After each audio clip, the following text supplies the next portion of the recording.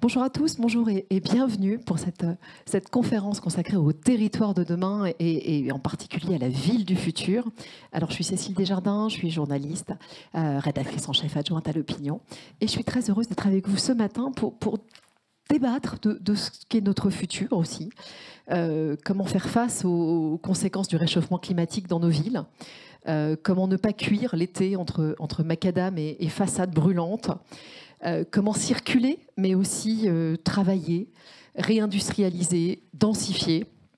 Bref, comment repenser nos villes pour qu'elles soient vivables et qu'éventuellement elles redeviennent désirables. Nous aborderons tous ces sujets ce matin au cours de 4 séquences différentes, des tables rondes, des keynotes. Nous sommes réunis à peu près jusqu'à 10h30. Si à 10h30 vous devez filer, bien sûr vous pourrez. Mais on vous proposera aussi à ce moment-là un moment d'échange. Vous verrez, on appelle ça un petit networking organisé. Et vous pourrez discuter, rencontrer. Et juste, c'est un petit jeu qui, je vous expliquerai tout à l'heure, qui facilite les rencontres. Parce qu'on est quand même tous un peu plus timides qu'on ne le prétend. Voilà, tout de suite, nous allons ouvrir avec le témoignage d'un élu. Et je cède la parole à ma consoeur Stéphanie Roy pour cette ouverture. Stéphanie. Bonjour à tous, je vais demander à Monsieur Benisti de me rejoindre tout de suite sur scène. Allez-y, je vous laisse vous installer au milieu. Très bien. Bonjour, bonjour. On va commencer dans le vif du sujet avec vous, Monsieur Benisti. Je rappelle tout de suite que vous êtes conseiller métropolitain, délégué en charge du suivi Inventons la métropole du Grand Paris, un appel à projet dont on va parler un petit peu ensemble. Et vous êtes aussi en charge des grandes opérations métropolitaines pour la métropole du Grand Paris et maire de Villiers-sur-Marne. Voilà. Alors voilà, les enjeux, les défis, c'est le logement, loger les habitants, faire matcher ça avec les contraintes de la ZAN, le zéro artificialisation nette, les mobilités douces, le réchauffement climatique. Et j'en passe, il y a quand même beaucoup de défis à relever. Pour vous, quels sont les principaux à venir que vous avez dans votre tête en ce moment-là, à la métropole du Grand Paris? Alors, comme j'ai évidemment très peu de temps, en fait, les objectifs de la métropole aujourd'hui, et je dirais hier, puisque lorsque j'ai eu en charge justement Inventons la métropole de demain, les objectifs étaient quasiment identiques à ce qu'ils étaient en 2016, sauf que, évidemment, maintenant, il faut s'adapter à la crise que l'immobilier connaît aujourd'hui. Mais de toute façon, sur l'ensemble des grands projets Inventons la métropole, on s'est fixé donc des objectifs extrêmement précis, qui sont on veut une métropole résiliente et surtout durable. Et on s'adapte, j'entendais, sur la métropole du futur. Je dirais, avant le futur, il y a demain et il y a aujourd'hui. Et donc, il faut absolument qu'on s'adapte parce que la métropole, évidemment, ne fait pas que faciliter les opérations importantes de logement. Elle fait également, et elle organise, je dirais, les nouveaux espaces, évidemment, de demain, avec, quand on dit la nouvelle ville, je serais tenté de dire c'est la nouvelle ville, mais avec la nouvelle vie. Que les habitants, évidemment, connaissent aujourd'hui. C'est des adaptations au télétravail avec des espaces de co-living. C'est évidemment utiliser des matériaux biosourcés.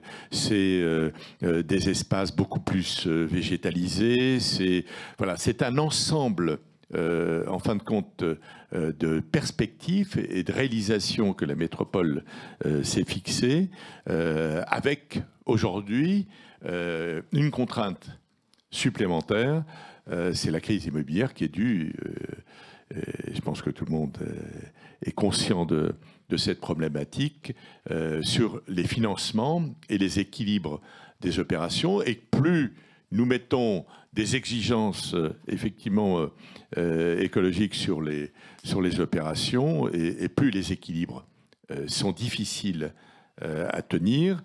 C'est la raison pour laquelle la métropole n'est pas toute seule. Elle a un certain nombre de partenaires, et on va signer dans quelques jours donc une convention de partenariat avec la Caisse des dépôts pour essayer, je dirais, d'équilibrer l'ensemble des opérations aujourd'hui qui, pour beaucoup, sont bloquées. Parce que c'est vrai qu'on a mis un certain nombre d'exigences, notamment sur l'écologie du futur et sur la résilience. Et évidemment, les opérations aujourd'hui ont un petit peu de problème à s'équilibrer. Et on va en parler justement un peu plus précisément des freins à lever. Vous pilotez, on l'a dit, l'appel à projet Inventons la métropole du Grand Paris, dont la 3e édition est encore en cours. Est-ce qu'il y a certains projets, alors je rappelle que pour la plupart du temps, les dossiers ont été déposés par des architectes, des urbanistes, enfin des experts. Hein. Est-ce qu'il y a plus certains... grande consultation au monde. C'est important effectivement de le préciser. Est-ce que vous pouvez nous indiquer voilà, certains projets, vous nous citez des projets assez emblématiques qui ont été retenus, qui sont en cours de concrétisation actuellement avec cette 3e édition? Alors, pardon de parler d'un projet qui est le plus grand projet Inventons la métropole et qui peut, à mon avis, définir toutes les opérations qu'on a vues, qu'on aura évidemment sur l'ensemble des autres projets. C'est le projet de Marne-Europe, qui est le plus grand projet Inventons la métropole. Bon, il se trouve qu'il est dans ma collectivité, donc je peux un petit peu mieux en parler. La genèse du projet s'est articulée sur la genèse du projet d'Inventons des projets du Grand Paris. J'ai été rapporteur du Grand Paris fin 2008, donc il y a 15 ans. Le président de la République m'appelle en disant, voilà, j'ai un grand projet de Grand Paris, nous allons créer des gares tout autour de Paris, avec des clusters spécialisés dans la plupart de ces gares, et on va relier l'ensemble de ces gares ensemble, et on va essayer d'y développer autour de ces gares du développement économique et du logement. Voilà. À partir de cette genèse-là, il a fallu effectivement bâtir donc ce projet du Grand Paris. Alors peu de médias en ont parlé avant-hier, pardon. Nous avons lancé la première rame du Grand Paris. Parce que vous savez, souvent, quand on parlait du Grand Paris et du Grand Paris Express, les gens disaient oui, mais enfin, c'est très loin, etc. On est monté avec Valérie Pécresse et donc le ministre des Transports dans cette première rame.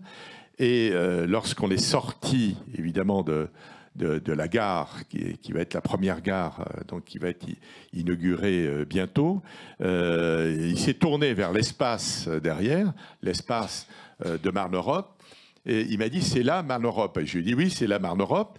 Et avant, qu'est-ce qu'il y avait? Eh bien, il y avait une décharge publique où pendant 30 ans, les entreprises de bâtiments déchargeaient amiante, hydrocarbures, etc., etc.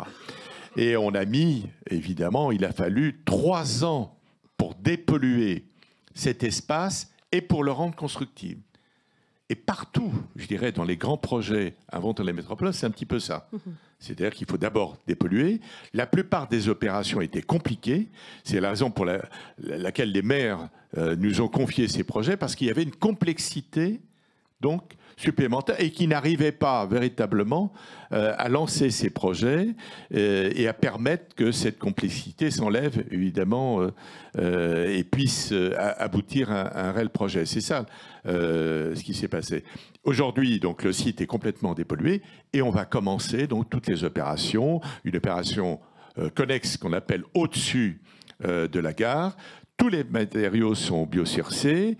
60% donc des constructions seront en construction bois, et on fera donc à l'intérieur des bâtiments qui seront en bas carbone énergie positive. Alors souvent, pour le grand public, on appelle ces grands projets des écoquartiers.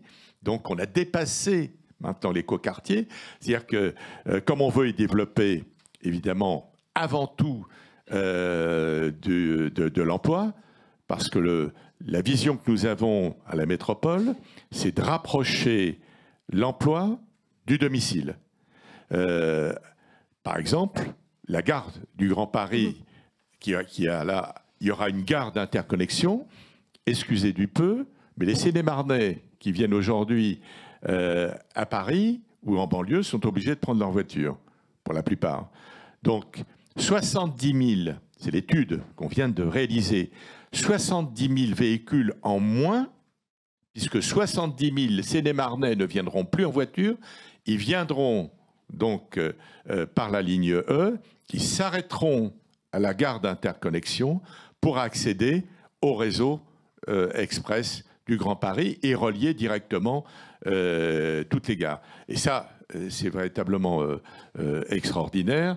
Et ce sont des mesures en matière écologique qui sont extrêmement importantes.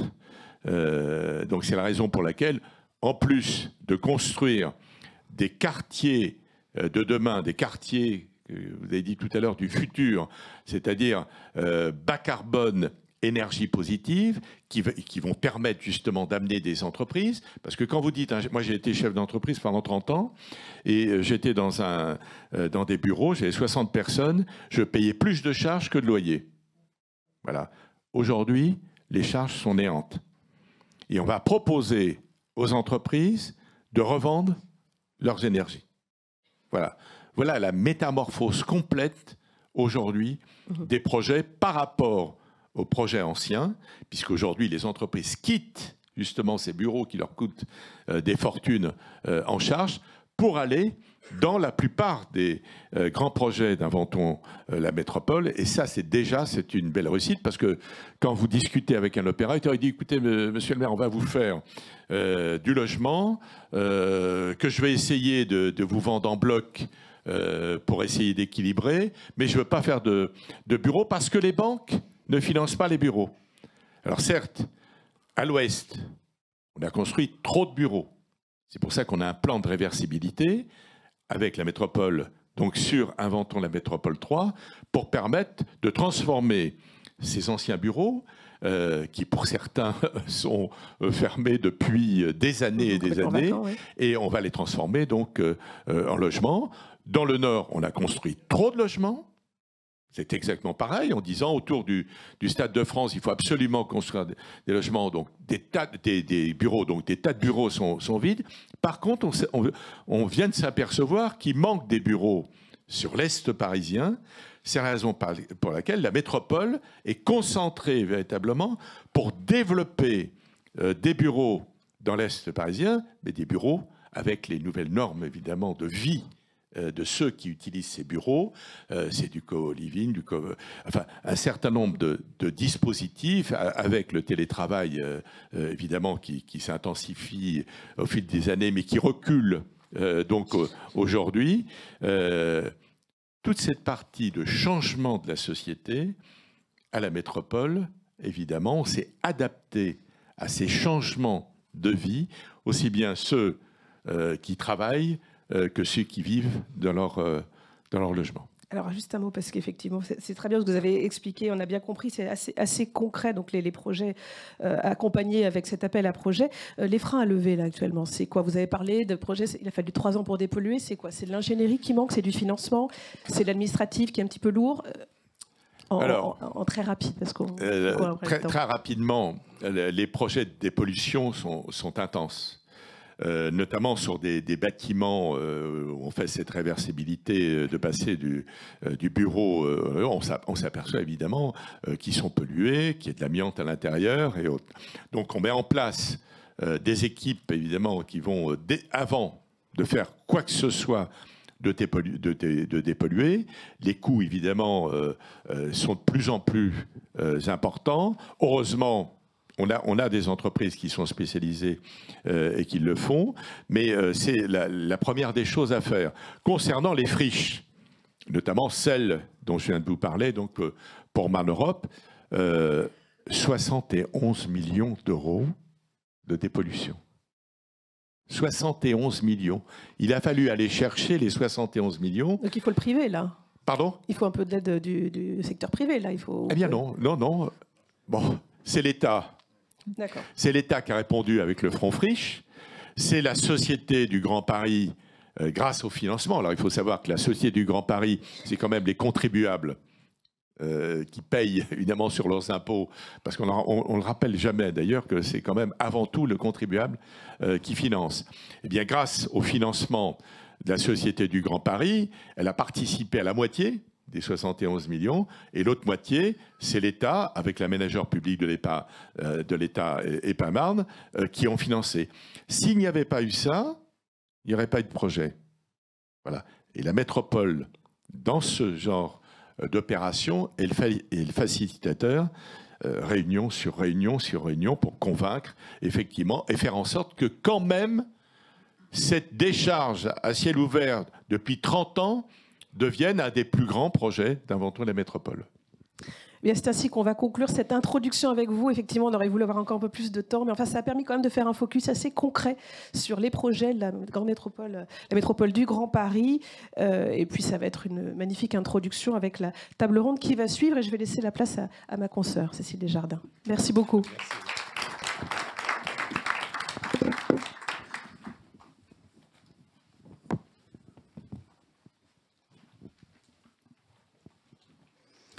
Je crois qu'il y avait un jingle, là. Alors j'attends le jingle, mais c'est pas grave, je vais vous proposer de me rejoindre sur scène pour la table ronde. Le plan, c'est que vous allez être là, donc, attendez, si vous...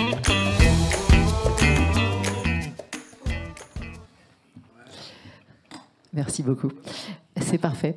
Donc merci à tous les deux pour cette magnifique introduction, en effet, ce beau témoignage. Alors nous enchaînons sur une table ronde sur la ville du futur et nous allons revenir sur ces enjeux et sur les solutions qui s'offrent à nous. Heureusement, on va voir qu'il y en a pas mal. On va voir ça en compagnie de François Berthière. Bonjour François.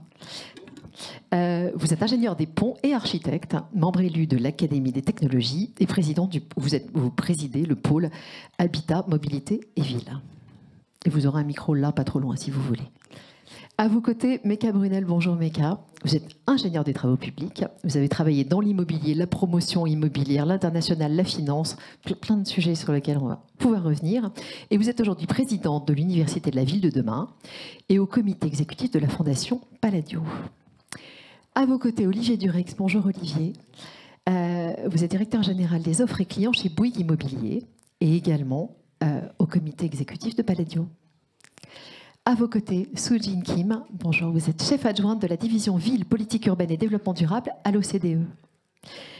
Alors aujourd'hui, je disais qu'on allait s'appuyer un peu sur l'exemple de tout à l'heure. Quels sont les défis de nos villes?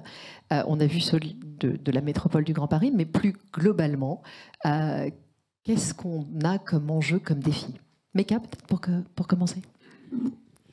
Bonjour à toutes et à tous.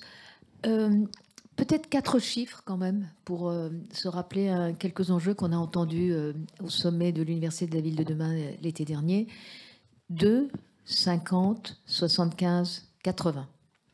Les villes représentent 2% de la surface du globe, 50% de la population, 75% de consommation d'énergie et 80% d'émissions de gaz à effet de serre. Ça nous montre les enjeux et l'étendue du travail qui nous reste à faire. Tout à l'heure, M. Benisti nous parlait de ce qu'il a fallu comme investissement, comme temps, comme délai pour créer une partie des gares de la métropole de Grand Paris. On ne se rend pas compte de la quantité d'investissements qui sont nécessaires, de l'obligation que nous avons de nous adapter à notre territoire et de la manière dont il faudra qu'on organise notre fonctionnement. Et si vous me permettez, c'était pas prévu avec Cécile, puisqu'elle nous a bien cadré sur ce qu'on doit dire, mais tant pis. Ça y est, ma réputation. On parle aujourd'hui, est-ce que les transports vont être là ou pas l'année prochaine?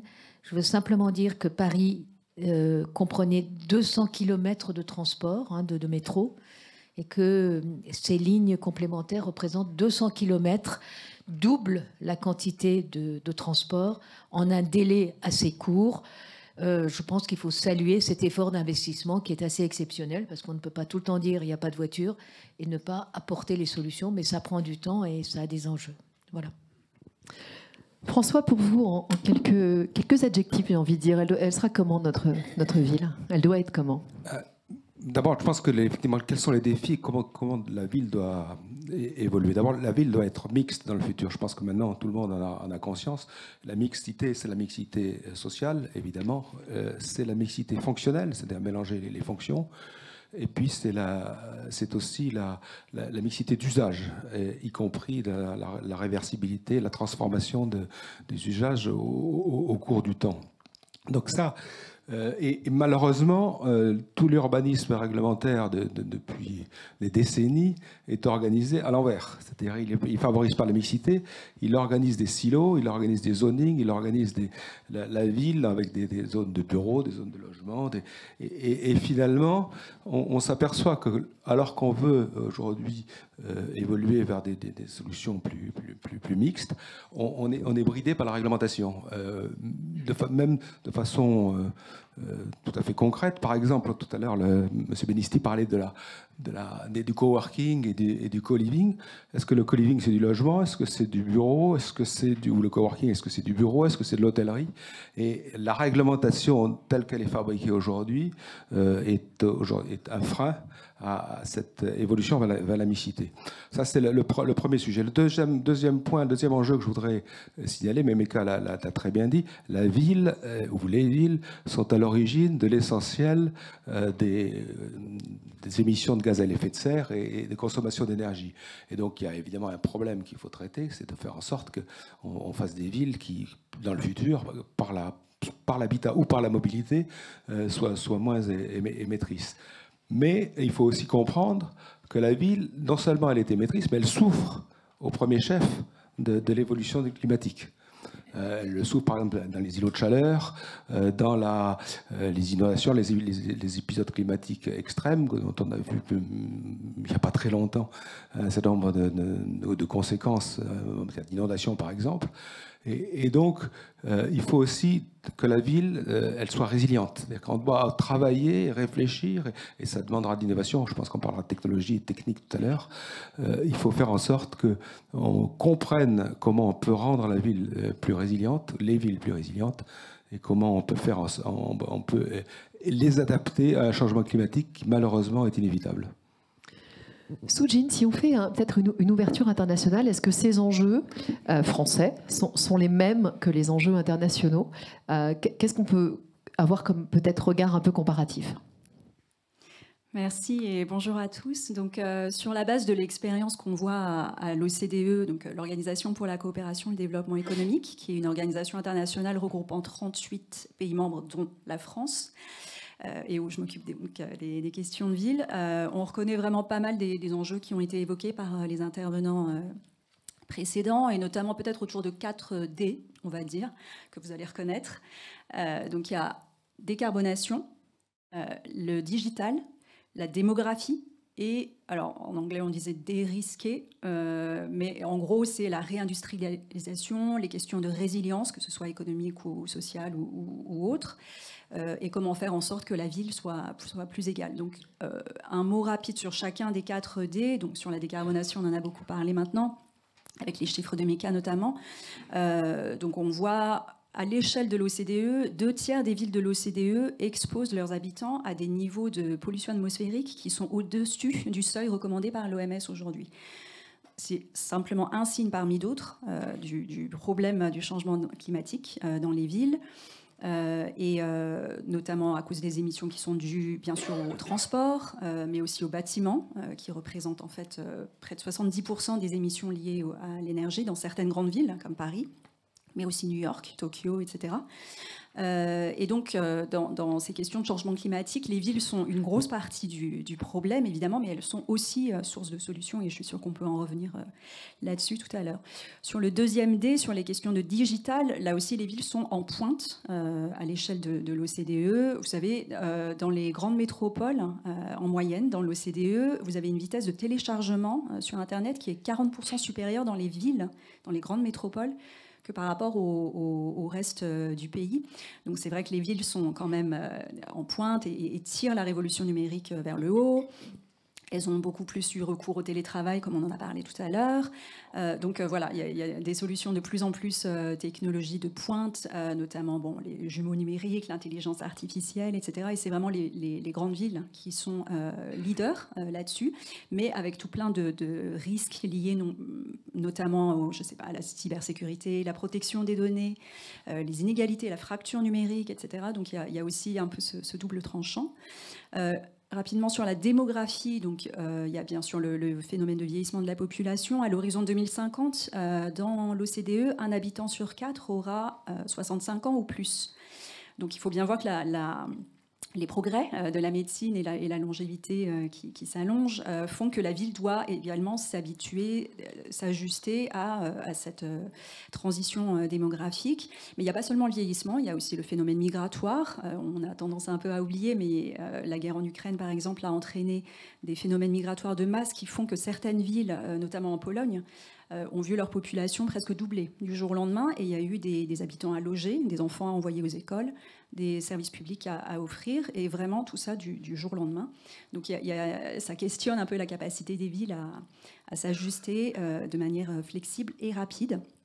Et enfin, sur le dernier D, donc les questions de dérisquer les investissements et la réindustrialisation.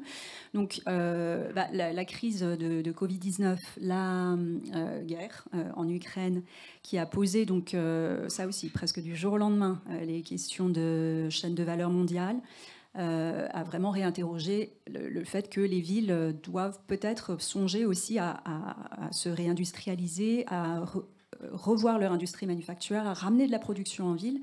Donc ça interroge évidemment le tissu économique et social de la ville.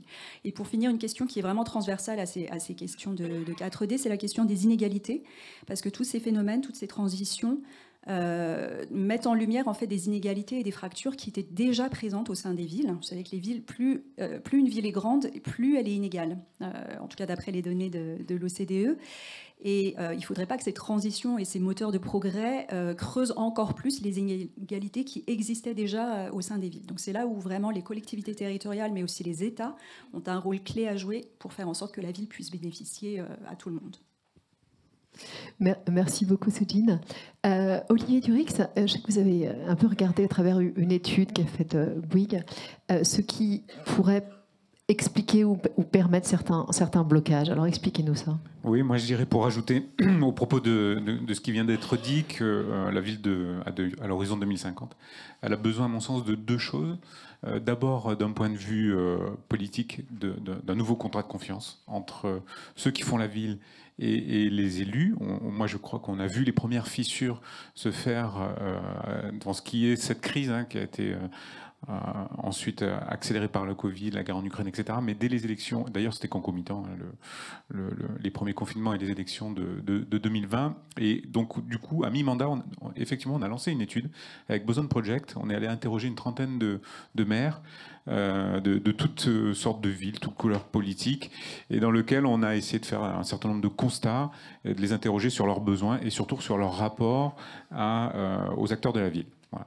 Donc bon, les constats ils sont assez partagés. D'abord sur l'obligation qu'il y a de faire des villes plus habitables, plus vertes, et de mettre plutôt l'accent. On a vécu 2 décennies d'hypercroissance.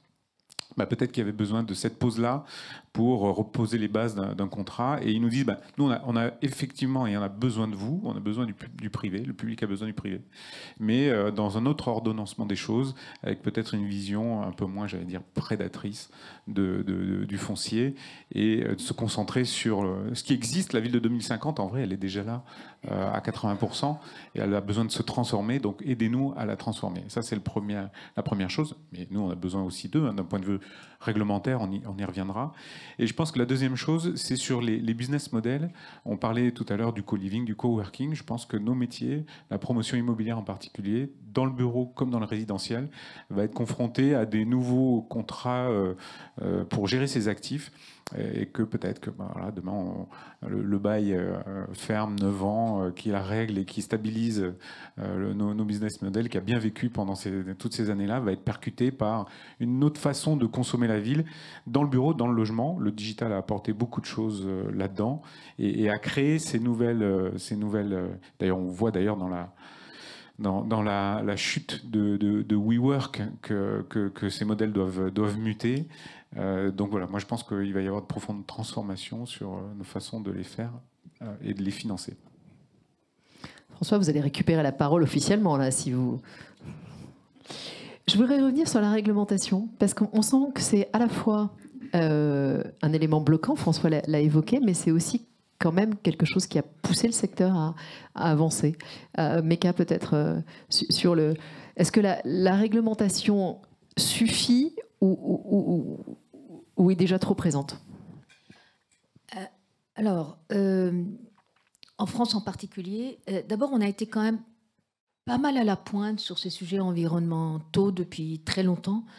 C'est la loi ou l'entreprise ou les entreprises? La loi, les entreprises. On a commencé à travailler il y a une trentaine d'années, en tout cas que je me souvienne. J'étais quand même un peu plus jeune. On a énormément fonctionné là-dessus et on était demandeurs et on était plutôt... je pense que mes collègues, François, tu t'en souviens, on était quand même bons élèves, on a appris en marchant, etc. On a commencé par les lois sur l'amiante, par exemple. Donc on a considéré que, je me souviens à l'époque, on disait, moi j'étais chez Simco, qui était l'ancêtre de Gessina, et on avait pour, je ne sais pas combien, 180 millions de francs de désamiantage de l'ensemble. Non, mais il y en a qui ne se souviennent pas du franc, mais ça existait, du désamiantage de l'ensemble du patrimoine, et on se demandait comment on allait faire, etc. Bon, on l'a fait. On y est arrivé, on a absorbé, on a été innovant, ça a coûté de l'argent, mais c'était pas de l'investissement, hein, ça c'est pour le coup du dépense. Mais enfin bon, on l'a fait, on a avancé. C'est pour dire comment les esprits avancent. Le problème, c'est qu'en France, on donne des objectifs, et comme partout dans le monde, et on donne la marche à suivre de l'objectif. Comment il faut faire pour y arriver?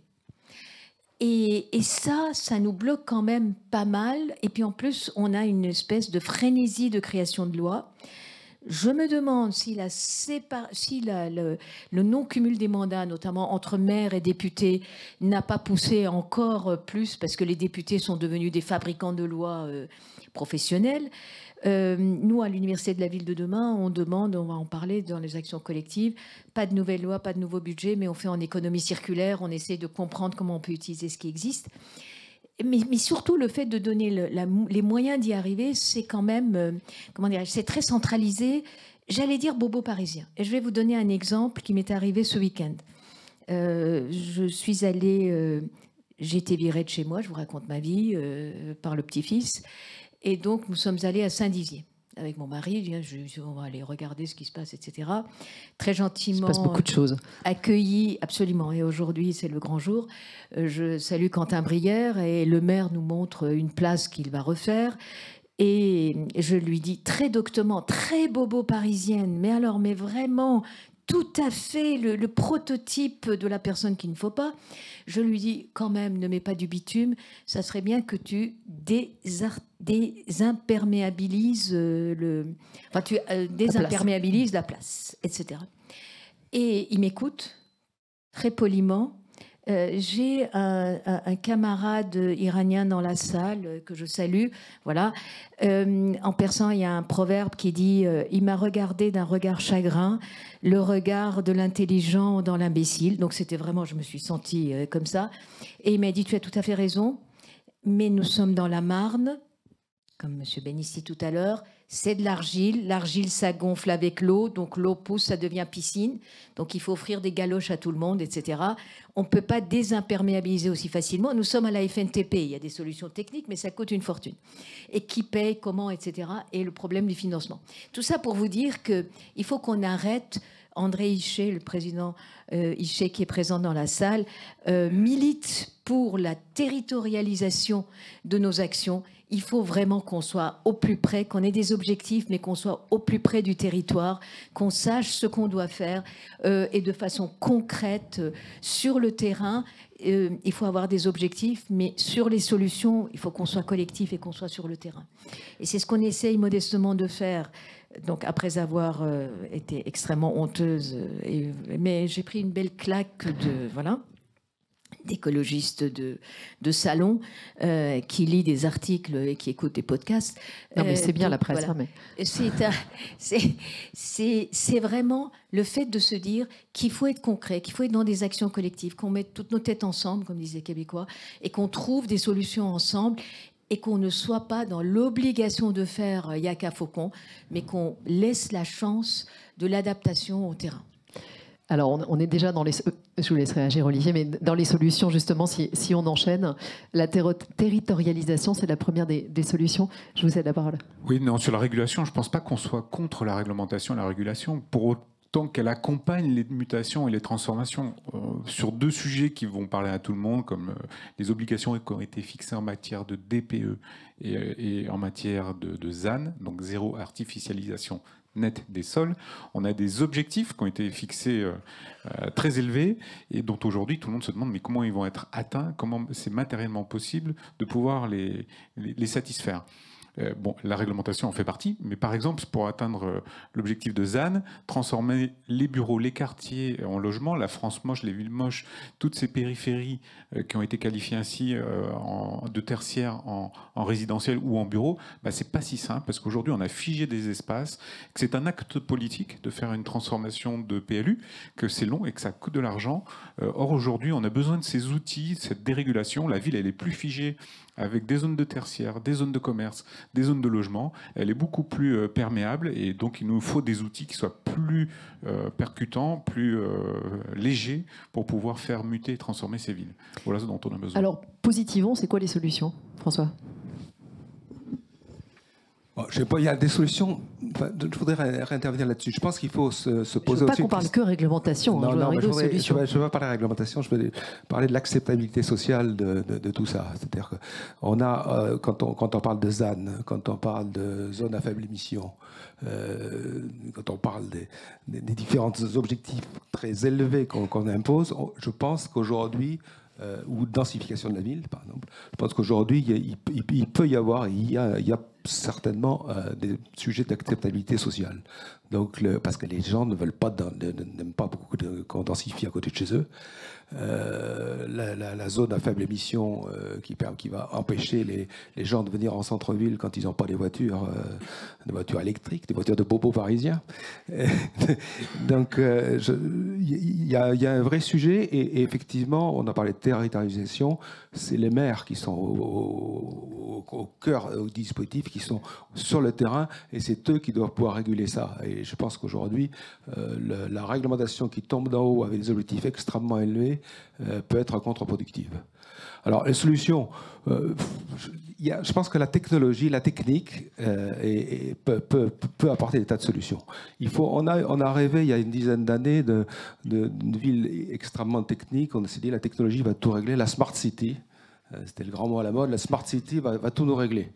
On en est revenu.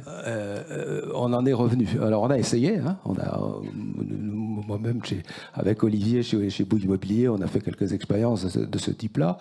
Évidemment, ça apporte des solutions, mais penser que la technologie va tout régler, c'est vrai pour la ville, mais c'est vrai aussi pour la transition énergétique, c'est faux. Par contre, la technologie est utile et nécessaire. Elle peut apporter en matière le digital, on a parlé du D du digital, le D du digital est une manière formidable de mieux gérer, mieux exploiter la ville, de mieux utiliser, d'avoir la mixité d'usage, de gérer la mobilité. Et donc il y a tout un tas de solutions de start-up. Il y a beaucoup de start-up qui sont dans la PropTech aujourd'hui, qui se développent beaucoup, et je pense qu'il y a un vrai gisement de ce point de vue-là. Soujine, sur les solutions, vous analysez depuis l'OCDE. Oui, alors effectivement, les crises récentes ont vraiment mis un coup d'accélérateur et un coup de projecteur sur des stratégies qui n'étaient pas forcément nouvelles, mais qui ont permis aux maires, en tout cas, et je rejoins ce qui a été dit avant sur le fait que les maires sont vraiment en frontal et drive quelque part l'action sur le territoire. Donc il y a eu un peu cette combinaison de l'effet Zoom et de l'effet Greta, si vous voulez. Avec la pandémie ou la crise énergétique, il y a eu, je pense, une prise de conscience qui a été peut-être plus accélérée dans l'opinion publique, dans le secteur privé, dans le gouvernement aussi, à tous les échelons, sur le fait qu'il fallait combiner ces différents impératifs, que ce soit de transition verte, de rattrapage sur la numérisation, voilà, de prise en considération des inégalités que je mentionnais tout à l'heure. Donc en fait, à l'échelle de l'OCDE, les villes ont de plus en plus repensé un peu la fabrique de la ville d'une manière un peu plus globale, c'est-à-dire essayer de ne pas sectorialiser les stratégies de développement, dépasser les silos entre différents secteurs. Donc on travaille à l'OCDE avec notamment un groupe de maires, une 70 maintenant, de maires qu'on a choisis et identifiés dans le monde entier pour leur engagement, pour une croissance qui soit plus inclusive. Et on voit vraiment des solutions qui sont, alors pas forcément technocentrées, hein, mais et qui sont voilà, fondées sur le bon sens quelquefois, mais vraiment fondées sur l'action collective et l'engagement avec les citoyens. Donc on a des villes, voilà, Bogota par exemple, en Colombie, qui vraiment, enfin la maire qui quitte son poste maintenant, mais Claudia Lopez, qui a vraiment investi massivement dans tout ce qui était pistes cyclables, rendre la ville aux habitants, remettre l'humain au centre. Alors ça fait 40 ans que la ville de Bogota, elle ferme tous les dimanches 7 heures, pendant 7 heures, une grande partie de la ville pour la rendre aux piétons et aux cyclistes. Donc, depuis 40 ans, ce que Paris fait depuis quelques années aussi. Mais voilà, enfin, repenser vraiment cette ville plus verte, plus respirable, plus égalitaire.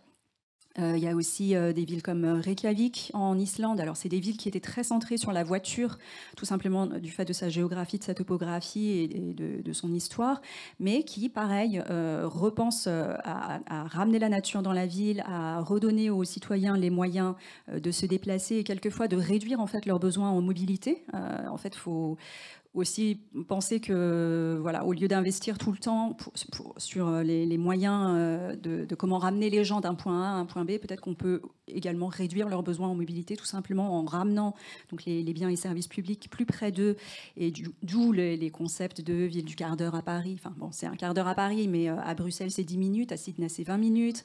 Enfin, voilà, il y a vraiment un mouvement pour repenser le développement urbain dans son intégralité.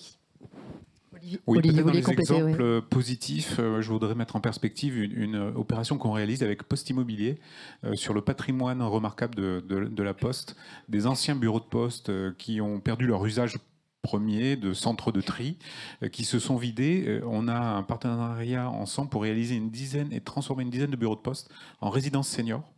On en a livré une récemment, c'est l'hôtel des Postes de Strasbourg. On en réalise une à Châteauroux, à Brest, à Perpignan. On croise les enjeux de démographie et densification. Et à Brest, au pied de la mairie, donc un bâtiment remarquable, vide depuis une dizaine d'années, parce que tous ces centres de tri se sont exportés en périphérie des villes. On va ramener une population qui, elle, a besoin de la proximité avec les centres-villes, les services de commerce, en réalisant une résidence senior. Ça a nécessité un long partenariat. Je parlais de business model, mais pour le coup, ça réunit des acteurs qui ont cette capacité à mettre en jeu un patrimoine, le transformer sur le temps long, un promoteur et un exploitant. Voilà, ça fait partie des solutions. Et autre solution, pour moi, c'est vraiment l'intensité d'usage. Je pense que les collectivités, les gens en général, je pense qu'il faut désimmobiliser l'immobilier. C'est un de mes créneaux, mais désimmobiliser l'immobilier, c'est le rendre plus fluide. Je pense que la digitalisation va permettre de rendre les usages et l'intensité d'usage possible. Un petit exemple, à côté de nos bureaux à Issy-les-Moulineaux, je crois qu'on a dû réaliser, François en était l'artisan, la plupart des sièges qui sont autour de Microsoft, Accor, Bouygues Immobilier, depuis peu Canal+, et Orange. Je crois qu'il doit y avoir à peu près 7 ou 8 auditoriums comme celui-ci, voire même plus grand, dans un espace de moins de 500 mètres. Ce qui semble, dont le taux d'occupation, j'aimerais bien qu'on le mesurer un jour, il doit être proche de moins de 65 jours sur 365. Quand c'est 65 jours. Bref, tout ça pour dire que ça semble être une hérésie économique pour ceux qui les portent, pour ceux qui les réalisent et pour ceux qui les exploitent. Je pense qu'il y a des solutions que le digital permet de mutualiser ces usages. Méca, en complément. Oui, je voulais rebondir sur ce sujet de mixité d'usage et de poser la question à quoi servent nos immeubles, quel est l'usage en fait. On n'est pas en train de créer des monuments historiques qu'on fera visiter. ni des ruines, puisque des immeubles vont se vider définitivement et qu'on fera visiter en disant voilà, c'est le Parthénon moderne. Donc, regardez quelle est la finalité et répondre à la question du pourquoi. Et on trouvera le comment pour aller dans ce sens-là. Et tenir compte. Et puis, le citoyen est assez adulte et quand on lui explique les choses, est capable de comprendre. Je prends pour exemple ce qu'a fait RTE l'année dernière avec les problèmes d'électricité. On nous disait, voilà, on va manquer d'électricité, ça va être l'horreur, il faudra vivre dans le froid total, etc. D'ailleurs, il n'a pas fait si froid que ça. Mais en faisant énormément de pédagogie, plus en mettant en place un outil assez simple qui était EcoWatt, qu'on pouvait consulter tous les jours, on a réussi à baisser notre consommation de 10%, même pas mal. Il faut qu'on continue, parce qu'il y a de la marge de manœuvre. On n'a pas souffert, on ne peut pas dire qu'on ait mis des moufles. Donc je pense que la technologie peut être aussi une aide à la décision, avec la pédagogie et le fait d'expliquer aux citoyens. On est capable de comprendre. On revient aussi là à ce que vous disiez tout à l'heure, à ce périmètre égal. C'est-à-dire qu'en fait, on a déjà les moyens d'agir avec tout ce qu'il faut. Il faut juste en faire le meilleur usage. Arrêtons d'inventer des nouvelles règles et des nouvelles lois. Je suis sûre que dans notre caisse à outils, on en a suffisamment pour pouvoir s'amuser, voire mettre de l'ordre dans ses armoires. François ? Oui, sur cette histoire de mixité d'usage et d'intensité d'usage des bâtiments, je pense qu'il ne faut pas oublier le problème du financement. C'est-à-dire que les financiers, ils ont besoin d'avoir une vision long terme des revenus qu'ils vont avoir. Et donc, en face, tout ce qu'on est en train de dire, c'est que les entreprises, mais les particuliers, les citoyens, eux, au contraire, ils veulent de la souplesse. Et ils ne veulent pas d'engagement long terme. Une entreprise, elle peut lui dire qu'elle s'engage sur un bail de 9 ans ou 12 ans aujourd'hui.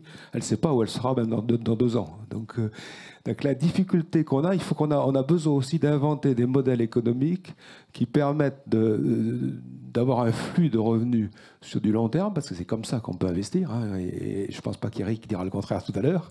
Et en face, d'avoir des usages qui sont plus des usages des engagements de long terme. Donc tout le schéma sur lequel on a fonctionné jusqu'à maintenant, qui était de dire on prend des entreprises, enfin des occupants d'immeubles qui s'engagent sur le long terme, qui fabriquent un flux financier, ce qui permet de financer, d'investir. Ce postulat, il est en train d'exploser. Donc il faut trouver un moyen pour que des financements de long terme puissent s'investir sur des objets qui sont à usage de court terme.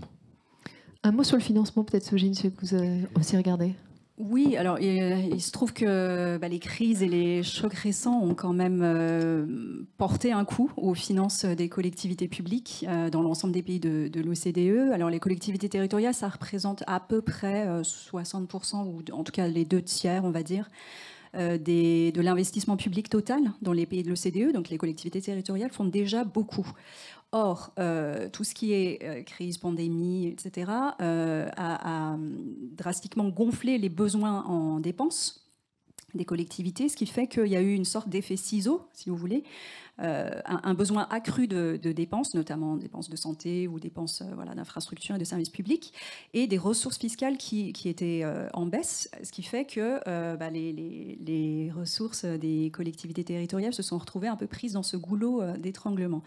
Les besoins d'investissement continuent à augmenter avec le phénomène d'urbanisation qui continue. On sait qu'à l'horizon 2050, de toute façon, les villes, elles vont pas perdre des habitants à l'échelle massive. Enfin, on sait que plus de la moitié de la population mondiale habitera en ville d'ici 2050. Donc, il va falloir loger tous ces habitants, éduquer leurs enfants, fournir des services de santé et tous les autres services qui vont avec. Donc voilà, il y a un appel un peu à repenser le coût financier des solutions. Effectivement, il faut aller chercher les moyens de financer ces ambitions, et ça passera vraiment par une action collective. Ça ne sera pas juste les collectivités territoriales, ni l'État tout seul, ni même le secteur privé. Et c'est pour ça d'ailleurs qu'à l'OCDE, on a produit un rapport cet été pour la présidence du G20, qui s'intitule « Financer les villes de demain », dans lesquelles on demande justement à regarder toute la palette d'instruments financiers qui existent et quelquefois à les innover. Alors, on arrive presque au terme de notre table ronde et je ne vais pas mettre en retard ma consoeur. S'il n'y a qu'une seule chose à retenir, qu'est-ce que vous diriez, François ? Moi, je dirais qu'il faut être modeste et qu'il faut être humble. Parce que personne ne sait exactement comment fonctionneront les villes en 2050. Moi, j'ai fait partie de l'aventure des villes nouvelles. il y a une quarantaine d'années. À l'époque, on pensait qu'on allait réinventer l'urbanisme et que ça avait une solution miracle pour régler tous les problèmes de la ville. Bon, les villes nouvelles n'ont pas que de mauvaises choses, mais on voit aussi que tout ce qu'on avait imaginé à l'époque ne s'est pas passé comme ça. Donc je pense qu'il faut être modeste, il faut se dire, faisons des choses qui puissent être adaptables, réversibles, transformables. Sinon, on s'apercevra en 2050 que finalement on a fait des choses magnifiques, mais qu'elles ne marchent pas. Méga. Pas mieux sur la modestie, mais aussi le volontarisme, le fait de travailler en action collective, c'est ce que nous faisons à l'UVD, en mettant ensemble de façon transversale des coalitions d'acteurs qui réfléchissent ensemble pour apporter des solutions collectivement. Acceptons le fait qu'on puisse proposer des solutions, tester ces solutions, retour sur expérience, réajuster le tir et avancer ensemble. Il y a énormément de bonnes énergies et de bonnes ondes. Alors ne soyons pas pessimistes, et en tout cas le volontarisme paiera, et il vaut mieux ça tant qu'on est vivant. Olivier. Oui, moi je dirais que d'abord la ville de 2050, elle est là déjà à 90%. Donc pour moi, il faut oser aujourd'hui, il faut agir, oser transformer ces territoires qui sont figés dans des modèles qui sont en train de muter. Le business model dont parlait François, il faut le réinventer, le retravailler. Courage politique, parce que ça va nécessiter que les collectivités s'engagent, et courage de nos sociétés aussi pour accompagner ces mutations, notamment sur nos visions financières et notre approche financière de ces actifs immobiliers. Soujine, sera le mot de la fin. Alors, 2050, c'est l'horizon de certains engagements qui ont déjà été pris, notamment la COP 28 commence aujourd'hui à Dubaï, et on a les accords de Paris à l'horizon 2050. Donc c'est pas forcément qu'il faut prendre de nouveaux engagements ou se fixer des nouveaux objectifs. Je pense qu'il faut essayer d'atteindre ceux qu'on a déjà pris, et ça passe par cette action collective dont on parlait tout à l'heure, pour préserver quelque part le droit à la ville. Historiquement, les gens viennent en ville pour avoir une meilleure qualité de vie, pour avoir de meilleures chances économiques, et les villes continuent à être moteurs de croissance, de création d'emplois, de productivité, d'innovation. Donc il faut préserver ça et repenser vraiment l'action de la ville autour des questions de résilience, proximité, sobriété et une meilleure justice. Merci beaucoup à tous les quatre. Je pense qu'on peut vous applaudir. Et je vais recéder la scène à Stéphanie Roy pendant le jingle.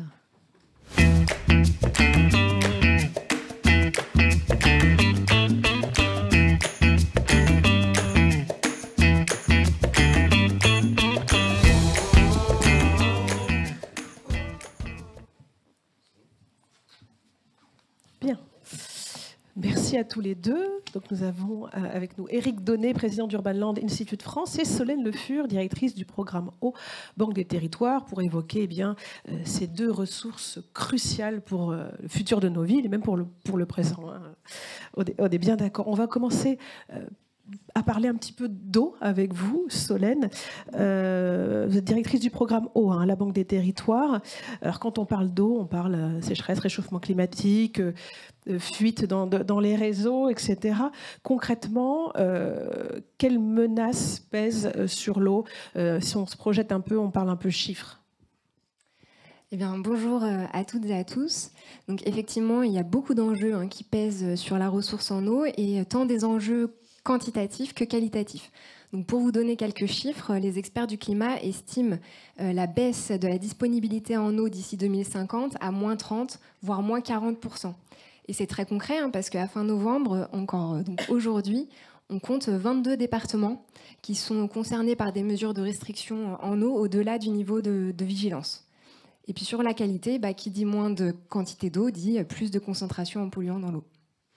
Voilà, donc ça c'était la partie un peu anxiogène de ce début d'introduction, mais on va évidemment parler des solutions, de ce qui est déjà mis en place et de ce qui est en cours de l'être avec vous. Solène, je suis maire d'une commune, j'ai des industries, des entreprises, beaucoup d'habitants, la croissance démographique est forte, j'ai un golf, que sais-je, un réseau de canalisation vieillissant.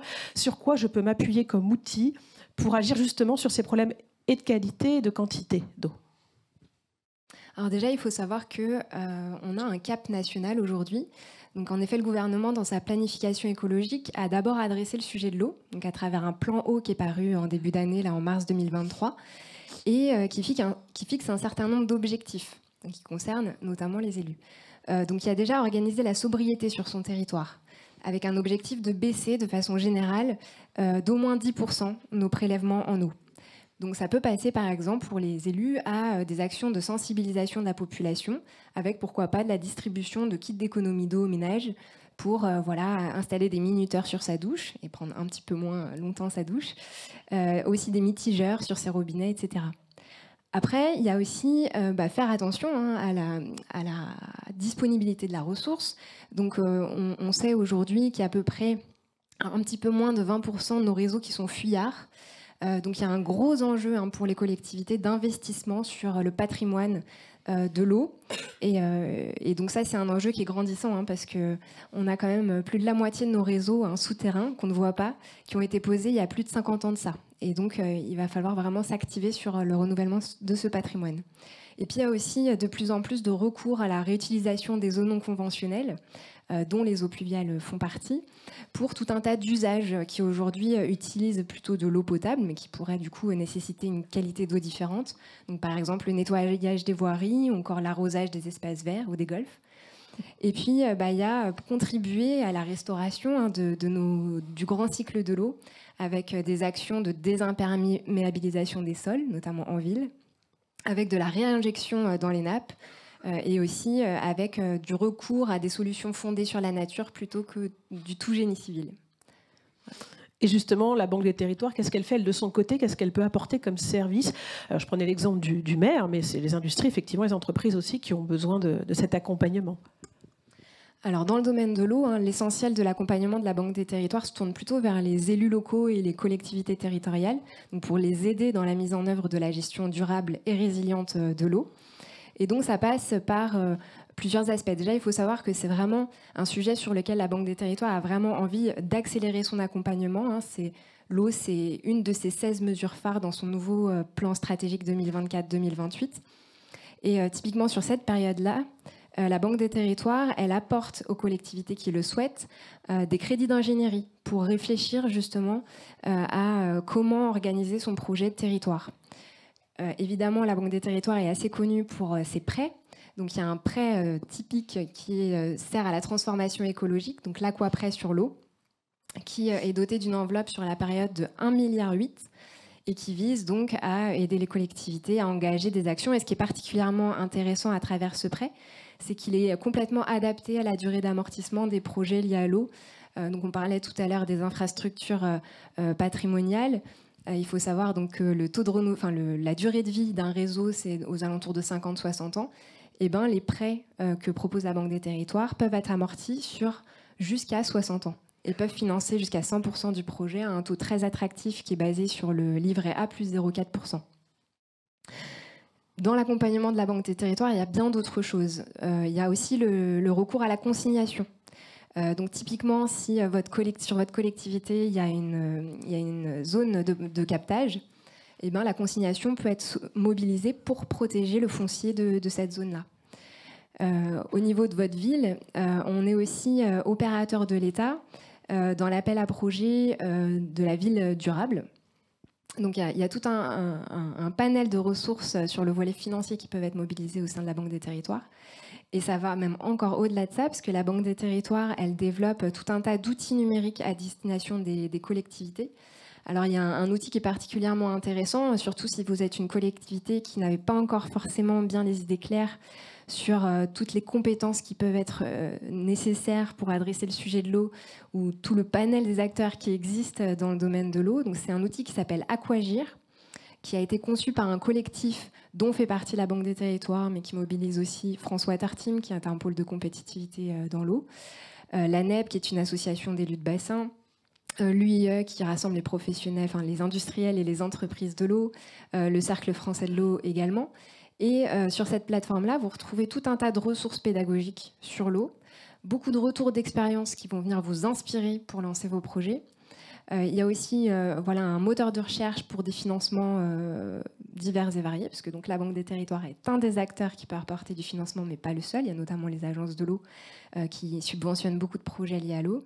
Et puis, il y a aussi sur cette plateforme une plateforme de mise en marché qui permet aux collectivités d'être mis en relation avec les offreurs de solutions qui peuvent leur être nécessaires pour adresser leurs projets. Donc ça, c'est un espace que je vous invite à aller découvrir, qui est aussi adossé à une assistance humaine. Donc on peut, si on le souhaite, juste poser sa question au téléphone et puis être redirigé. Et la Banque des Territoires développe en propre un certain nombre d'outils numériques pour aider la décision des élus locaux. Mais je ne vous en dis pas plus, puisqu'on va annoncer le premier outil en la matière la semaine prochaine, donc à l'occasion de l'événement Vision Plus Eau de la Banque des Territoires à Paris. Donc je vous invite à aller consulter le programme de cet événement. Excellent teasing. Effectivement, les outils à la décision, on en parlait dans la table ronde précédente. Merci beaucoup pour cette description en fait, des outils déjà à disposition. On va faire un petit peu de prospectif à la fin ensemble. Éric Donnet, je voulais parler un petit peu forêt avec vous. Alors, contrairement à l'eau, on a beaucoup de problèmes de sécheresse. Bien sûr, il y a aussi beaucoup de problèmes sur la forêt. On parle beaucoup d'incendies. Mais vous me disiez, quand nous avions un petit peu échangé, qu'en revanche, en termes de ressources forestières, la France n'est pas si mal placée que ça. Alors, bonjour à toutes et à tous. Donc, ce matin, je représente Urban Land Institute, qui est un organisme, un think tank à l'échelle mondiale, en fait, qui est implanté en France depuis une quinzaine d'années.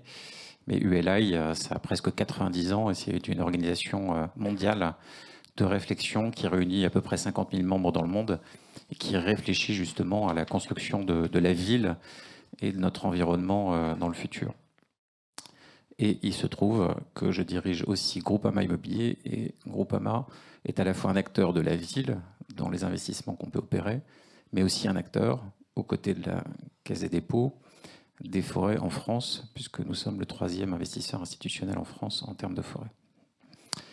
En fait, quand j'assiste à des conférences à ULI dans le monde, nos pairs, les gens qui vivent à l'étranger, sont très jaloux de la France, en fait, puisque le territoire français, c'est 17 millions d'hectares de forêt. C'est 31% de notre espace national. Meka Brunel mentionnait tout à l'heure que les villes, c'était 2% de l'espace. Voilà, les forêts en France, c'est 31% de l'espace national français. C'est juste gigantesque. On est et on possède le 3e stock de bois derrière la Suède et la Finlande. En France, c'est le 3e stock de bois. On a une force incroyable.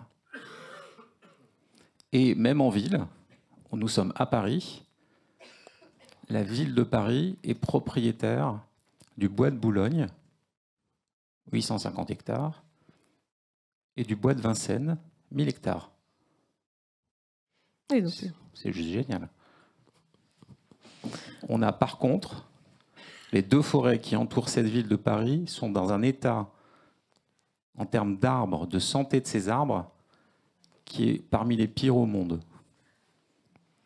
On est jalousés par nos pairs, mais je n'ose à peine leur faire visiter le bois de Boulogne pour leur dire dans quel état sont nos arbres séculaires. Donc le propos, en fait, c'est que oui, on a des atouts. Que fait-on de ces atouts pour construire la ville de demain et le rôle du bois? On va y revenir, hein, Stéphanie, mais en tout cas, aujourd'hui, ces atouts, et puis en fait aussi, puisqu'on est dans un corps ici, une maison d'ingénierie, le corps des ponts, eau et forêt a été créé il y a près de 700 ans. Donc c'est l'ordonnance de Brunoy, c'était 1346. Les premiers ingénieurs en France, c'était eau et forêt. Aujourd'hui, il y a le numerus clausus sur les ingénieurs des eaux et forêts. Pour en recruter, pour gérer nos forêts, c'est la galère. Il y en a 21 qui sortent en France, diplômés des eaux et forêts chaque année, pour gérer 31% du territoire.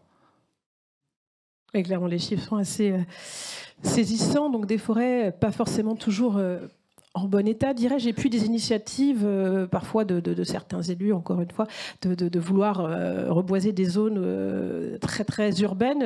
Ce n'est pas forcément pertinent. Vous, en tout cas, ce n'est pas votre préconisation. Les forêts, elles sont bien où elles sont, il faut les entretenir. C'est plutôt les citadins qui font ramener dans les forêts et pas l'inverse. Il y a une statistique, elle a été écrite, elle est dans le dernier livre de Jean Viard, qui est le géographe et qui étudie un peu les cycles de nos vies. il y a 20 ans de cela, donc jusqu'en 2002, on emmenait nos enfants 4 fois par an en forêt. C'est quand même pas mal. Sachant que Sonia Lavadino nous rappelait encore la semaine dernière, quand on a eu la conférence du LI France, qu'on a un cycle de vie où dans nos vies, on a 4000 week-ends. Donc elle nous rappelait déjà qu'aucun d'entre nous n'est millionnaire en temps, puisqu'on a tous une durée de vie de l'ordre de 720 000 heures. Donc déjà, on rassure tout le monde, on n'a aucun millionnaire dans la salle en temps. C'est la bonne nouvelle. Quand on n'est pas millionnaire, on fait attention, on est frugal par rapport à ce dont on dispose comme capital. Mais sur ces 4000 week-ends, il y a 20 ans encore de cela, on emmenait nos enfants 4 fois par an en forêt. Aujourd'hui, c'est 1 fois tous les 5 ans. Un enfant de 14 ans, il sera allé 3 fois en forêt dans sa vie, aujourd'hui. Et on parle de la connexion à la nature. On parle de l'eau, on parle des forêts. On ne connecte absolument plus nos enfants à la nature. Un enfant qui effectivement vit 52 week-ends par an jusqu'à l'âge de 14 ans, vous faites la multiplication, voilà, c'est effectivement, il aura passé quand même 20% de sa vie en allant à peine 3 à 4 fois en forêt. C'est ça la statistique de nos jours. Nous n'emmenons plus nos enfants en forêt. D'ailleurs, 92% des Français ne savent même plus quand a lieu la cueillette des champignons en France. On ne connaît même plus les saisons des champignons. Parce qu'avant, on allait faire des balades en forêt. C'est quand même quelque chose, c'est pas une forêt, c'est pas juste muséal. C'est une connexion à la nature, c'est un bien-être. Quand on fait un parcours en forêt de 2-3 heures, que même on y pique-nique, qu'on y passe la journée, on ressent un bien-être. C'est reposant, c'est apaisant. C'est une vraie déconnexion, c'est une forme de décélération dans nos vies. C'est une décélération par rapport à la ville. Et effectivement, les arbres sont susceptibles de nous apporter à l'avenir beaucoup de générosité, beaucoup de vie longue, finalement, durable. Mais on a cette déconnexion qui s'est opérée avec la nature, c'est certain. Là, je crois qu'on a tous hâte d'être vendredi soir pour partir planifier notre week-end en forêt. Alors la forêt, elle reste où elle est, mais le bois, lui, a toute sa place en ville. Quelles sont les vertus, ce qu'on peut rappeler les vertus du bois en tant que matériau de construction pour nos villes, justement? Alors, le bois, c'est un matériau qui, forcément, qui séquestre du carbone. Donc c'est assez magnifique comme solution durable. Donc il a des qualités intrinsèques fortes.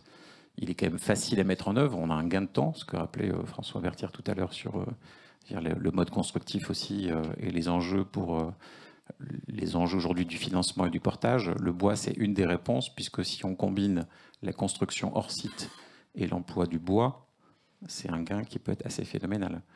On a, en plus, je le rappelais tout à l'heure, un stock de bois en France qui est le 3e en Europe, le 6e dans le monde. Donc on a des atouts à faire valoir. Par contre, aujourd'hui, c'est un peu contre-intuitif, mais la France a une balance commerciale lourdement déficitaire en bois, puisque nous avons un stock de bois, mais nous n'avons pas de filière en France.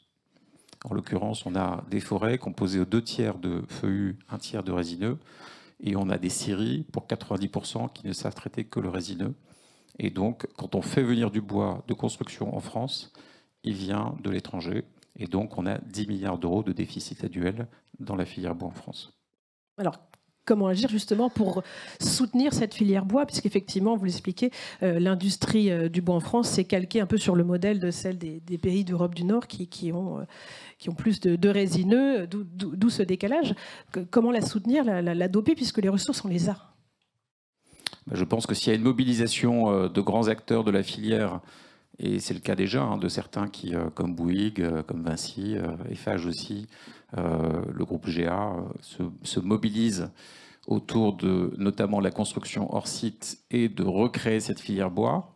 Il y a d'énormes investissements à faire, mais sur la propriété de ce stock aujourd'hui, aux 3/4, la forêt française aujourd'hui est privée.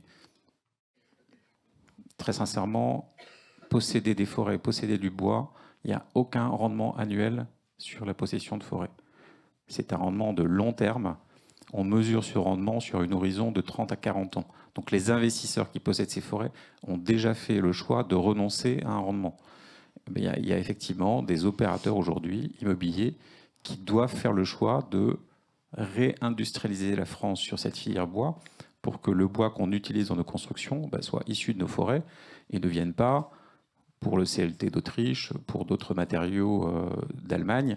L'Allemagne est le pays qui, probablement au cours des 20 dernières années, a reconstitué une filière bois assez robuste de transformation, de production, et pour des quantités qui aujourd'hui font que l'emploi de ces biomatériaux sont possibles et sont reproductibles, duplicables à plus grande échelle, parce qu'il y a un effet d'échelle.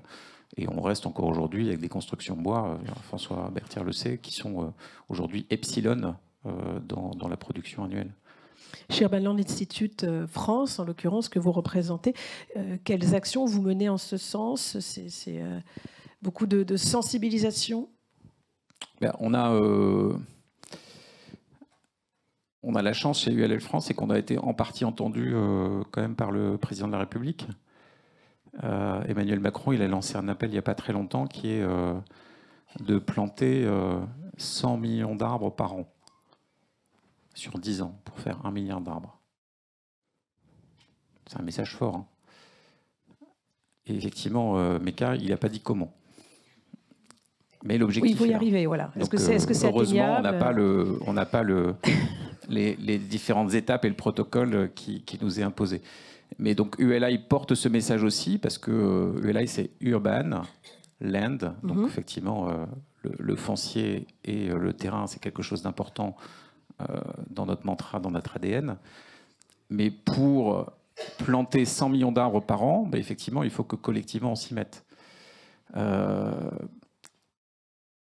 La Caisse des dépôts, Groupama, c'est 3 millions d'arbres cumulés chaque année. Et encore une fois, c'est un investissement avec un retour long. Hein. Aujourd'hui, quand je vais en forêt, je suis chargé de choisir des essences et de planter sur des terrains pour lesquels ni moi ni mes enfants ne verront physiquement la production. C'est un vrai engagement, on n'est pas sur plante pour 2120. Donc je ne verrai rien, c'est Colbert, comme dit François, je ne verrai absolument rien des choix, des essences variées, diverses, résilientes, résistantes que l'on peut faire. On fait beaucoup de travaux de recherche avec AgroParisTech, avec l'INRA, pour que justement ces essences soient bonnes. Ça a un impact sur l'eau non négligeable. Hein. Un chêne, quand on le met dans nos villes, c'est 300 litres d'eau par jour de consommation. Un chêne, ça transpire. Donc on met des arbres en ville, en l'occurrence 200 000 à Paris. On ne pense absolument pas au réseau d'eau. Donc l'arbre, il est là, on le plante. Généralement, on le met dans une terre de pas très bonne qualité. On le prend assez jeune comme plan, parce qu'il faut aller vite. Sur le plan démagogique, il faut que ça plaise, que tout le monde voit un peu de végétation, de verdure. Au bout de 10 ans, l'arbre crève, parce que c'est la durée moyenne d'un arbre en ville à Paris, c'est moins de 10 ans. Un arbre à Paris, avec un arbre à Paris, je fais 1000 arbres en forêt. Oui. Et puis généralement, ils sont un peu jeunes. Avec un arbre à Paris, je fais 1000 arbres en forêt. Donc effectivement, il faut planter 100 millions d'arbres en France, sur à peu près 1 million d'hectares additionnels, ce qui n'est rien par rapport aux 17 millions d'hectares qu'aujourd'hui occupent les forêts en France. Mais surtout, arrêtons d'être bobos et de vouloir planter des arbres en ville. Il y a 300 000 arbres dans la forêt de Boulogne, dans le bois de Boulogne et dans le bois de Vincennes. Moi, j'ai un appel, honnêtement. Il y a 300 000 jeunes à Paris qui ont entre 16 et 25 ans. Donnons la responsabilité à chacun de nos enfants de prendre soin d'un de ces arbres. Aujourd'hui, il y a 70% des arbres du bois de Boulogne et du bois de Vincennes qui sont malades. Et quand je dis malades, c'est grandement malade. Il faut voir l'état dans lequel ils sont. On n'entretient pas 1600 hectares que nous jalousent, ne serait-ce que les Américains. Le bois de Boulogne, c'est 2,5 fois Central Park. Mais on se concentre sur le parc Monceau qui fait 8 hectares. Moi, ok, je veux bien emmener mes enfants au parc Monceau et quand ils étaient jeunes, avec les poussettes, etc., on croise tout le monde, c'est super. Mais ça fait 8 hectares. 8 hectares le parc Monceau. On ne se préoccupe pas de 845 hectares et de 1000 hectares. Mais tous les deux sont dans le 12e arrondissement ou dans le 16e arrondissement et propriété de la ville de Paris. Mais on nous explique qu'il faut planter des arbres sur des allées, des avenues, etc., pour lesquelles il n'y a même pas les réseaux d'eau. Donc c'est juste, pour moi, une ineptie. C'est très clair. Rapidement, en un mot chacun, quelle place pour le bois, pour vous Eric, et quelle place pour vous Solène, pour l'eau dans la ville de demain? Alors une place importante, mais en tout cas un fonctionnement économe vis-à-vis de l'eau. Donc je voudrais juste m'arrêter sur deux changements de paradigme qui ont quand même un certain historique tout de même. Donc avec un retour de l'eau en ville, donc il y a beaucoup de travaux qui sont menés par des collectivités pour la réhabilitation de cours d'eau en ville. Donc on voit des cours d'eau qui étaient chénalisés jusque-là, voire enterrés, réapparaître. Je pense notamment aussi... Ossia à Sarcelles qui a réouvert sur 165 mètres linéaires le Petit Rhône. Donc ça paraît rien, mais c'est quand même énorme comme progrès. Et puis je voulais aussi m'intéresser au sujet de l'eau et de l'eau pluviale en particulier. Donc voilà, moi je veux bien prendre l'espace qui était prévu pour les arbres pour amener de nouveaux aménagements qui sont plutôt là pour gérer donc l'eau de pluie à la parcelle, donc avec des noues, des jardins de pluie. Des parkings perméables, comme je disais tout à l'heure. Donc voilà, il y a tout un tas d'aménagements qui permettent de ramener un petit peu de végétation en ville et des îlots de fraîcheur et des aménités pour le bien-être des citoyens, sans forcément arriver à l'arbre. Et vous, Eric, en deux mots pour ne pas prendre trop de retard. Alors, en deux mots pour ne pas prendre trop de retard. Aujourd'hui, il y a un thème à la mode qui est la biodiversité en ville. La biodiversité, 90%, elle est dans les océans, dans les forêts. Je me préoccupe de la biodiversité en ville, mais c'est, je pense, pas notre priorité. La priorité, c'est de la préserver dans les océans et dans les forêts. On a un pays qui a des atouts incroyables. Une forêt, il y a 3 risques. Les tempêtes, d'accord, bon, ça arrive. Hein. Les incendies, ça arrive aussi. Oui, ça arrive. Les maladies. Les maladies, on l'a vécu au moment du Covid. Il y a plusieurs dizaines de milliers d'hectares qui ont été réduits à néant parce qu'on a eu le scolite de l'épicéa qui naît de par la sécheresse, de par le manque d'eau avec le changement climatique. Les incendies, rien qu'en 2022, c'est 9 mégatonnes en France d'émissions de CO2 par les 72 000 hectares de forêt qui ont brûlé. D'accord ? C'est 2 années d'économie de CO2 de la filière bâtiment en France. Mais pour éteindre les incendies en France, on a 6 Canadair. Donc moi, mon appel, c'est plantons des arbres et achetons des Canadair. Ce sera le mot de la fin. Éric Donnet, merci beaucoup. Merci Solène Le Fur. Merci à tous les deux. Et je vais laisser la parole à Cécile Desjardins.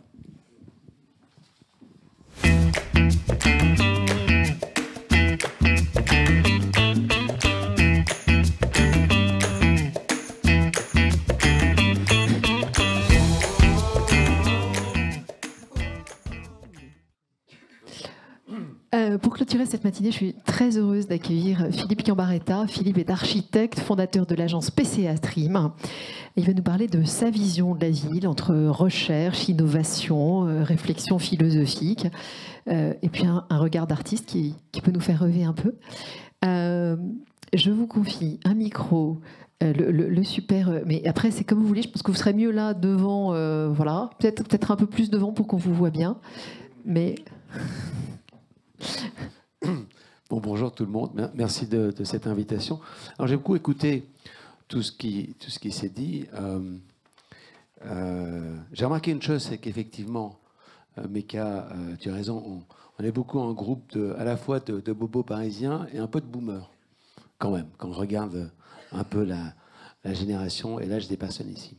Et en fait, on est en train de parler d'un phénomène qui s'est déroulé pendant le temps de notre vie.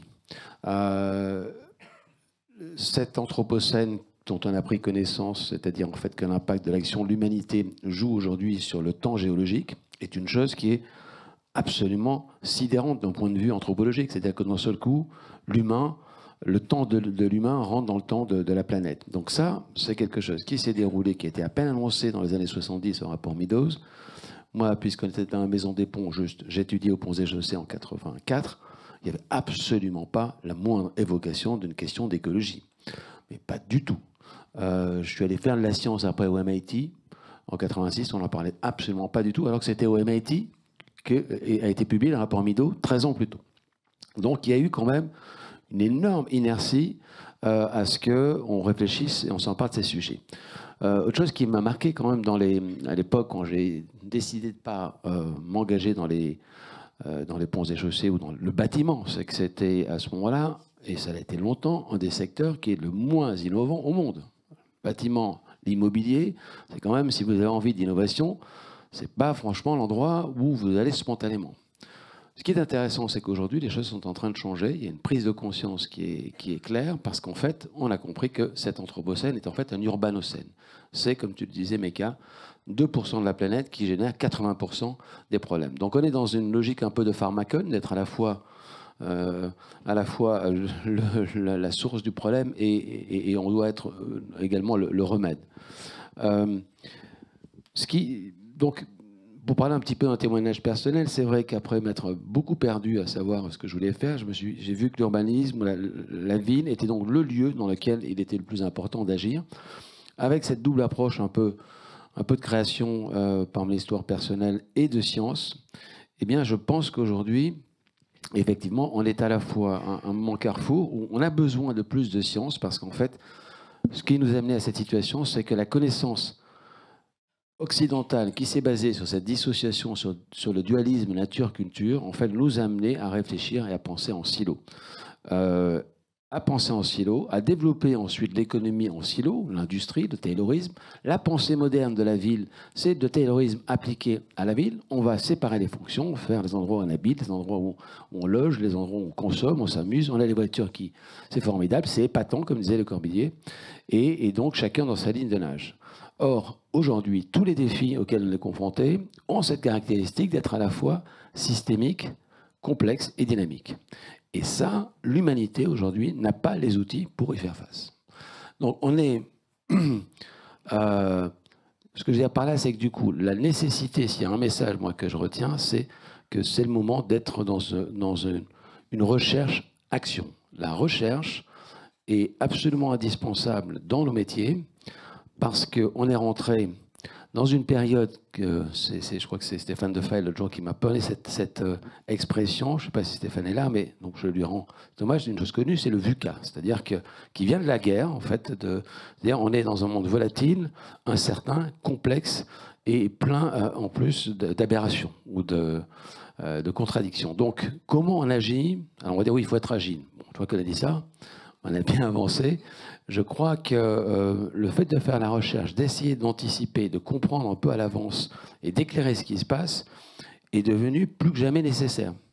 Tout en restant humble et modeste, parce que ça, c'est vraiment nécessaire. Mais donc en 2005, je me suis dit, cette démarche, j'ai appelé ça stream, parce qu'on stream, c'était naviguer sur un monde liquide. Vous me faites signe quand je dois m'arrêter, hein, parce que je peux parler 3 heures comme ça. Il y a un timer, ça va vous aider. Ouais, mais sinon, je me lèverai comme ça. Ah non, enlevez, il a un timer. Donc, en fait, Stream, c'était l'idée de créer un outil de recherche pour un monde liquide, d'où ce nom du Stream. Et la première réflexion qu'on a menée dans les années 2000, c'était de se dire, en fait, on est rentré dans un capitalisme de la connaissance. Et donc, ça change complètement les règles d'organisation du savoir, de la guerre économique. C'était juste au moment où on a vu qu'en fait, c'était l'activité immatérielle qui prenait le pas sur l'activité matérielle. On a fait en 2012 un livre sur le travail. À l'époque, on a fait le tour du monde, parce qu'en fait, effectivement, un des défauts qu'on peut avoir, c'est de rester chez nous, en France, alors qu'en fait, tout ça sont des phénomènes mondiaux. Donc, il est indispensable d'avoir des organismes comme ULI qui croisent les données mondiales, parce que ces phénomènes, on ne peut pas du tout réfléchir à l'échelle nationale. En 2012, quand on a publié un livre sur l'avenir du travail, on a vu le début du coworking, on avait annoncé ce changement de paradigme. Donc, nous, on l'a vu venir, je dirais, 5, 6 ans, 7 ans à l'avance. De la même manière que l'Anthropocène, j'ai vu que quand on a théorisé cette idée-là, ou simplement on l'amenait dans le champ de l'immobilier en 2014, c'était la première fois que ce terme était utilisé. Alors que des gens comme Bruno Latour et les sciences sociales le manipulaient depuis 14 ans. Donc c'est dire, encore une fois, qu'il faut que ces secteurs de la construction, de l'immobilier, soient beaucoup plus actifs en matière de recherche. Le plus difficile, c'est de penser systémique. On est face à des données, on le voit, les interventions qu'il y a eu ce matin. chacun est passionné dans un domaine dont il s'occupe. Eric nous a initiés aux enjeux de la forêt, on a parlé de l'eau, on a parlé de data. Donc en fait, comment arriver à penser cette chose aussi gigantesque qui est à la fois complexe et globale. Alors, au bout de 15 ans, et grâce à un sujet d'ailleurs qui est arrivé presque par hasard, qui s'appelait Réenchanter les Champs-Élysées, ça nous a permis, pendant 2-3 ans, d'essayer de se dire, voilà, on nous pose une question sur un bout de Paris, les Champs-Élysées, et on nous dit, est-ce qu'on peut le rendre désirable, hein, Réenchanter, c'est le rendre désirable.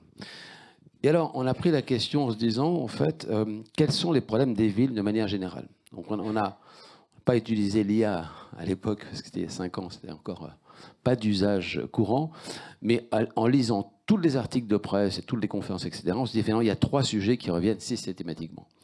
Alors, là, vous parliez des 4 D, et nous, on a trouvé 3 qui étaient désirables. Donc, cette question d'amour des villes, aujourd'hui, on a un vrai sujet d'aimer les villes. Comment on rend des villes où on est heureux.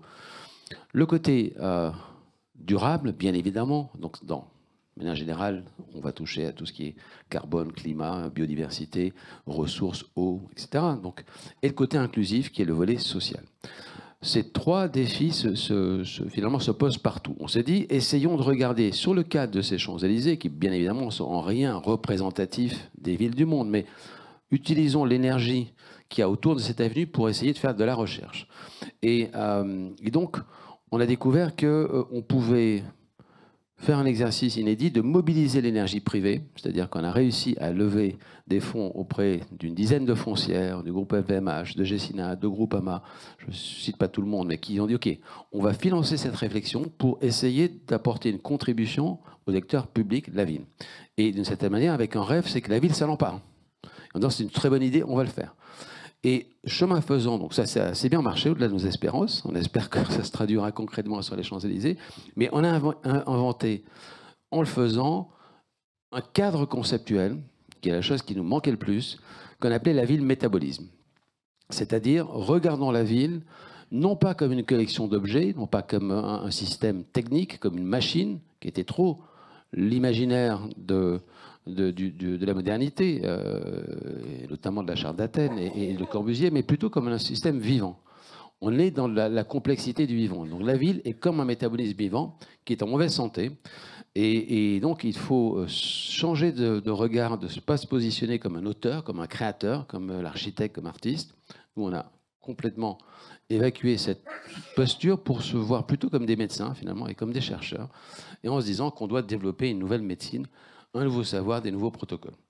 Vous m'avez demandé d'amener quelques visuels. Ce qui me fait peur, c'est les 52 slides, là. Non, il y en a juste, j'en ai enlevé 3. Il n'y en a plus que 48.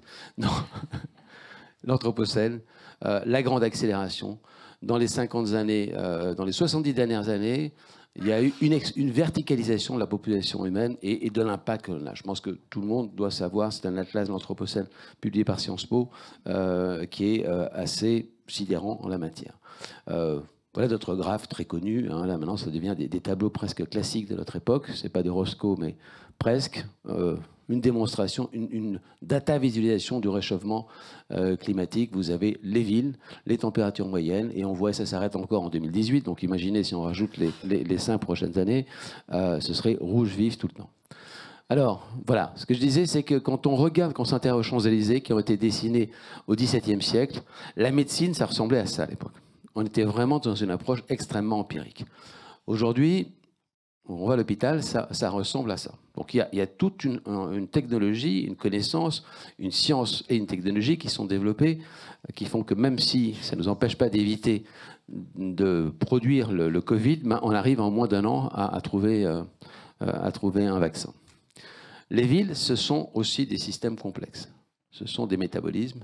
Et ces métabolismes, aujourd'hui, ils constituent un virus pour la planète. Donc, partant de cette idée-là, sur le cadre de l'axe majeur, puisqu'ensuite, grâce à l'action aussi d'Éric, qui a constitué le comité de la Grande Armée, on est passé des Champs-Élysées à la Grande Armée pour essayer d'appliquer, enfin, d'en faire notre deuxième passion. Et avec une méthode qui est de dire, la ville, en fait, elle se compose de différentes strates qui sont en haut. D'abord, la nature, il y a l'état naturel, les arbres, les forêts, l'eau, les sols. Et puis l'action de Sapiens va être d'implanter des infrastructures, de construire des bâtiments, de développer des usages dans ces bâtiments, et ensuite de se déplacer entre tout. Alors, si on réfléchit à nos 3 objectifs à gauche, qui sont donc sustainability, désirable, inclusif, c'est un mélange en anglais, en français, c'est plutôt en anglais. Et puis, naturellement, il faut rentrer dans le détail de chacun de ces 3 objectifs majeurs. On peut imaginer un certain nombre de KPI qui nous permettent de les mesurer. Et puis, de l'autre côté, on a notre boîte à outils. On voit bien que l'architecture, là-dedans, c'est tout petit, en fait. Donc, l'architecture, elle a un impact extrêmement limité. Les infrastructures, et notamment là-dedans les sources d'énergie, les usages, les mobilités, la nature, c'est tout ça qui a un impact sur nos objectifs. Donc on voit à quel point on est face à un système d'une grande complexité et que les Yaga-Faucon, ou juste de prendre qu'un seul objet, une seule ligne, c'est de l'impuissance.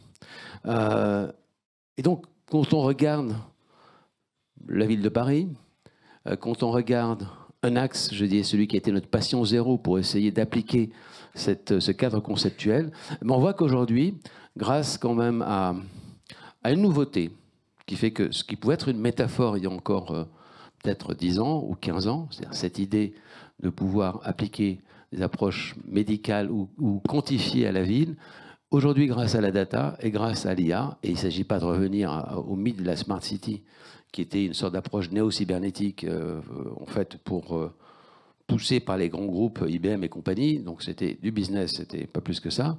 En réalité, aujourd'hui, si on le voit positivement, on a une possibilité d'examiner et de mettre en rapport le trafic automobile, la pollution sur les Champs-Élysées, ou d'étudier les systèmes naturels que peuvent composer cet axe végétal, le bois de Boulogne dont parlait Eric tout à l'heure.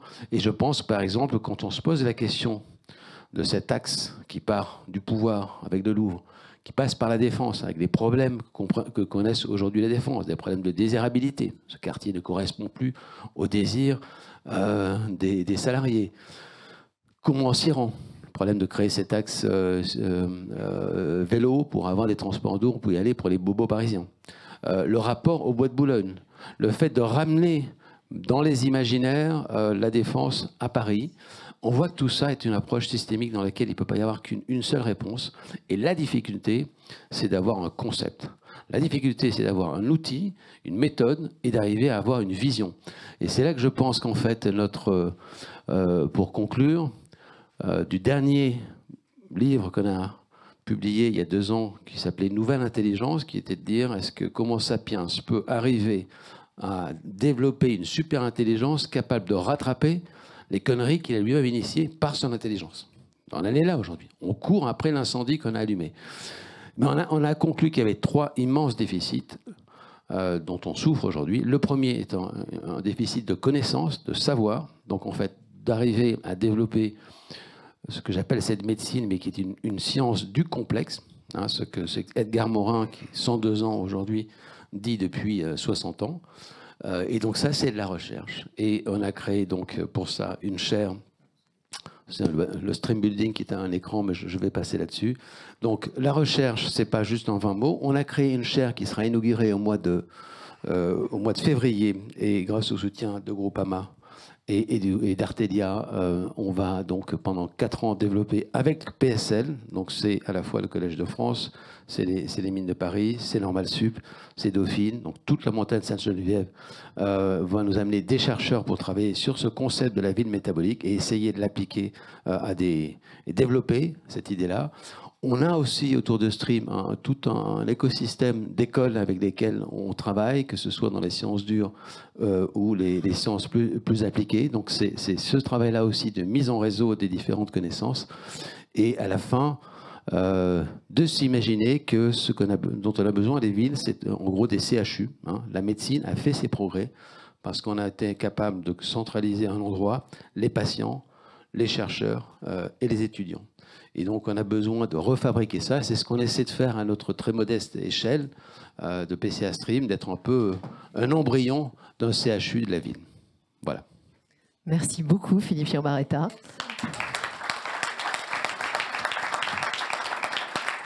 Je pense que les bobos parisiens que nous sommes ont pris double leçon là, toute cette matinée. Comme je vous le disais tout à l'heure, c'est à la fois terminé pour les keynotes, mais je vous invite à échanger à la fois entre vous et avec les intervenants. Alors bien sûr autour d'un café, mais si vous le souhaitez, on vous propose un petit jeu. Donc il y a une hôtesse qui va vous proposer de piocher dans une corbeille. Vous aurez un numéro qui va vous affecter à un manche de boue. Et donc par groupe de 8, vous pourrez échanger sur une dizaine de minutes. C'est aléatoire et ça permet de voir un peu pourquoi les autres sont là et ce qu'ils en ont retiré. Merci à tous et à très bientôt pour les replays bien sûr.